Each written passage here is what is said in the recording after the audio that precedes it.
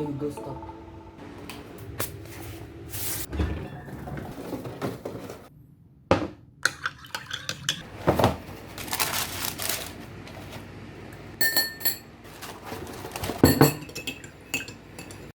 Hey Google, good morning.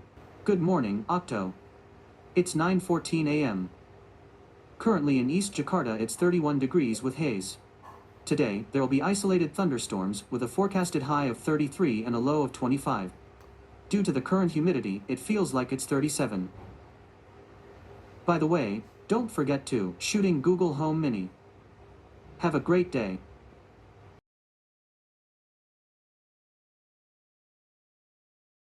Halo semuanya, gua Okto. Selamat datang di channel Teh Manis Teknologi Masa Kini. Terima kasih buat kalian yang sudah klik video ini dan menonton sampai habis. Silahkan tinggalkan komentar di kolom komentar di bawah jika ada info, saran, dan pertanyaan seputar konten di channel ini. Dan subscribe serta aktifkan lonceng notifikasi sebagai dukungan kalian terhadap channel ini. Oke, sekarang kita punya smart device yang bisa bikin rumah kalian jadi smart home. Tentunya harus didukung dengan device-device smart lain yang support kayak smart lamp, smart TV, smart door, smart bell, and anything like that yang berbasis dengan Internet of Things atau IoT. So, langsung aja kita mulai videonya.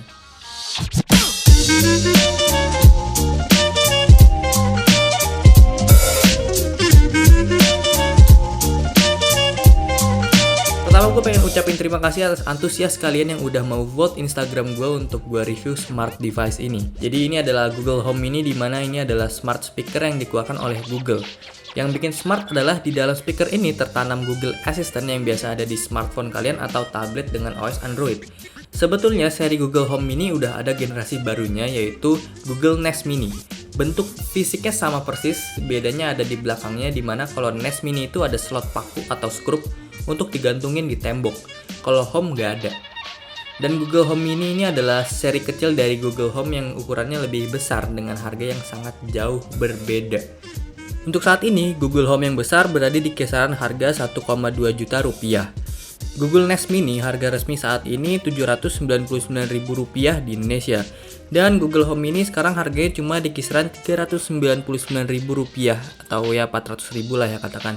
Ini update per tanggal 18 Juni 2020. Kalian bisa cek terus harganya, gue ada cantumin link di description box. Gue akan sedikit membahas tentang Google Nest terlebih dahulu ya. Jadi seri Nest yang dikeluarkan oleh Google nantinya tuh akan membuat sebuah ekosistem Nest lainnya dari Google. Untuk sekarang ini Nest Lab sudah memproduksi smart speaker, smart display, smart thermostat, smart bell, smart key, smart camera, dan beberapa smart device lainnya yang mendukung terciptanya ekosistem smart home. Dan Google Nest Mini adalah smart speaker dari Google yang resmi masuk di Indonesia dan sudah didukung dengan asisten bahasa Indonesia. Untuk Google Nest Mini ada spesifikasi yang diupdate dari Google Home Mini, yaitu kualitas audio dan jumlah mikrofon jadi ada 3. Sementara di Google Home Mini itu cuma ada 2, jadi bisa dibilang lebih sensitif dalam menangkap suara. Klaimnya sih begitu. Loh, berarti kalau gitu untuk apa ada Google Home Mini? Apakah masih bisa dipakai dalam jangka waktu ke depan? Apa kita harus pakai seri Nest agar bisa semuanya terkoneksi? Logikanya, bukan sesama produk Google aja bisa dikoneksiin. Masa yang sesama produk resmi Google cuma beda seri aja nggak bisa terkoneksi? Gue rasa Google akan tetap open source ya, karena pasar akan lebih berkembang tentunya. Dan yang membedakan mungkin hanya fitur-fitur yang diperbarui dan disempurnakan untuk seri-seri Nest. Oke, yang tadi gue udah sebutin, Google Nest Mini adalah seri terbaru dari Google Home Mini alias Google Home Mini generasi kedua. Klaim Google untuk Nest Mini sudah dilengkapi dengan asisten bahasa Indonesia yang menjadi alasan Google Nest Mini resmi masuk di Indonesia. Tapi ternyata Google Home Mini juga udah dapet update, ya ini bisa menggunakan asisten bahasa Indonesia, dan gue udah nyobain. Saya menemukan beberapa lokasi untuk warung daun di dekat Anda. Yang pertama ada warung daun. Berarti itu udah ada satu poin yang menunjukkan sinyal kebaikan Google terhadap seri generasi sebelumnya, ya ini tetap dapat update.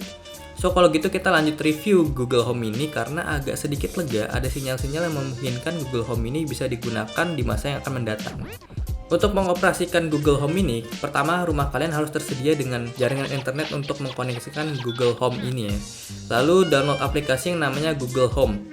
Kalian tinggal ikutin aja step-stepnya, perintah-perintah yang ada di aplikasi itu dan langsung connect.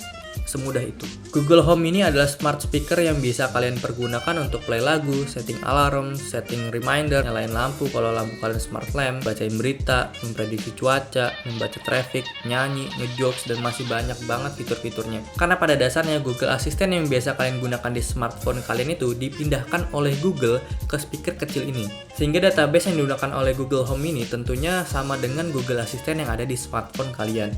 Tentu semua fitur-fitur ini tidak akan semuanya kalian pakai. Pasti ada kegiatan yang kalian repetisi setiap harinya. Kalau kayak gue misalnya tiap pagi alarm bunyi, bangun, sarapan, dan lihat jadwal apa aja untuk hari ini yang udah gue bikin di hari sebelumnya. Habis itu mulai kerjain sesuatu, nyalain musik, terus setelah kerja nentuin jadwal untuk beberapa hari ke depan. Itu kegiatan yang gue repetisi setiap hari.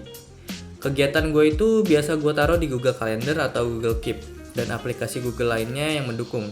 Dan hal itu bisa dibantu oleh Google Home ini untuk dibuatkan reminder, dibuatkan alarm, disetelin musik, terus diingatkan remindernya.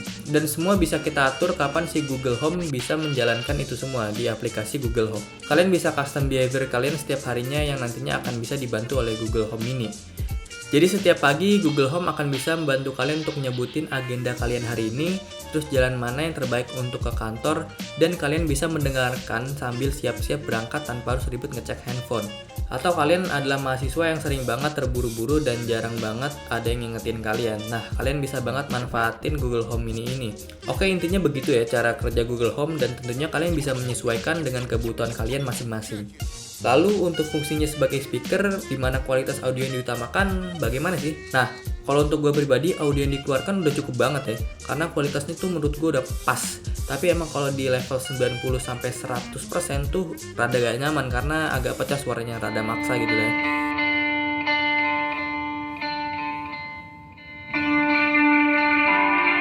Tapi ya untuk apa gue setel volume segede itu, karena gue gunainnya di ruang kecil gini. Jadi untuk setel lagu yang lucu-lucu aja gitu ya kan. Karena gue lebih ke fungsi yang dipakai dari speaker ini sih, kayak fitur-fitur yang tadi disebutin di atas ya. Tapi tetap audio gue jadi bahan pertimbangan juga yang pasti, karena namanya adalah speaker. Kasusnya gini, jadi dulu sebelum gue pakai Google Home ini, gue pakai JBL Clip seri 1. Ya lu tau lah gimana kualitas dari suara JBL tuh nggak bisa diragukan lah ya. Tapi akhirnya gue memutuskan untuk pakai Google Home ini sebagai main speaker di ruangan gue, karena menurut gue kualitas audionya nggak beda jauh banget, tapi fitur yang ditawarkan yang membuat gue akhirnya pakai smart speaker ini. Ya oke, itu sedikit komparasi ya, sebenarnya masih ada lagi, tapi kayaknya gue akan bikin next video khusus untuk komparasi Bluetooth speaker yang gue punya.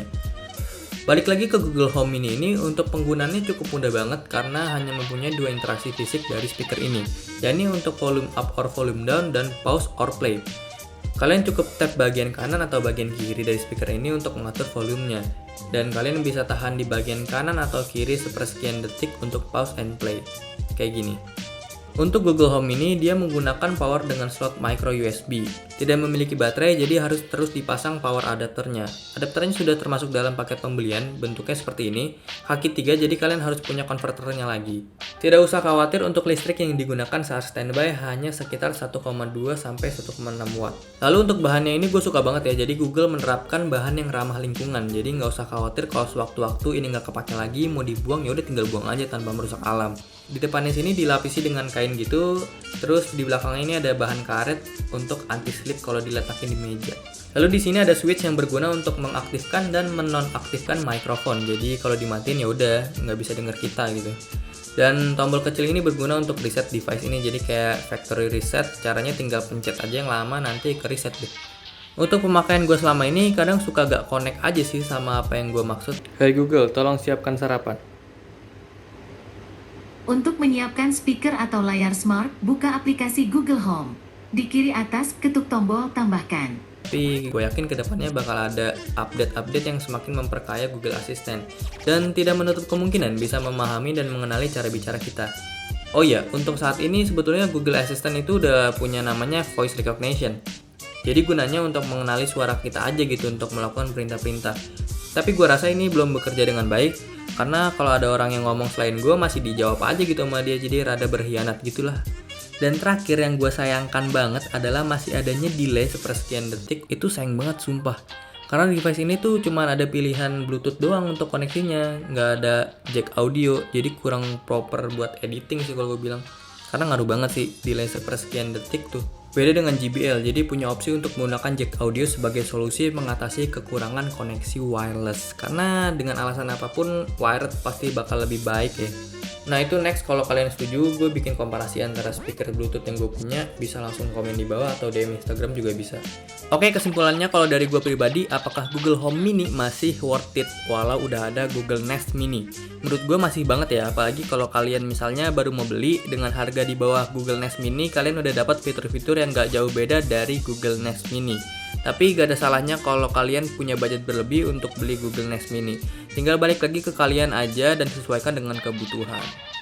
Jadi itu aja hal yang gue bisa sharing ke kalian untuk saat ini. Sekali lagi terima kasih udah nonton video ini. Kalau kalian ada kritik, saran, pertanyaan, dan info mengenai isi konten channel ini, bisa langsung komen di kolom komentar di bawah agar kita bisa sharing dan bertukar ilmu pengetahuan agar lebih bermanfaat untuk kita semua.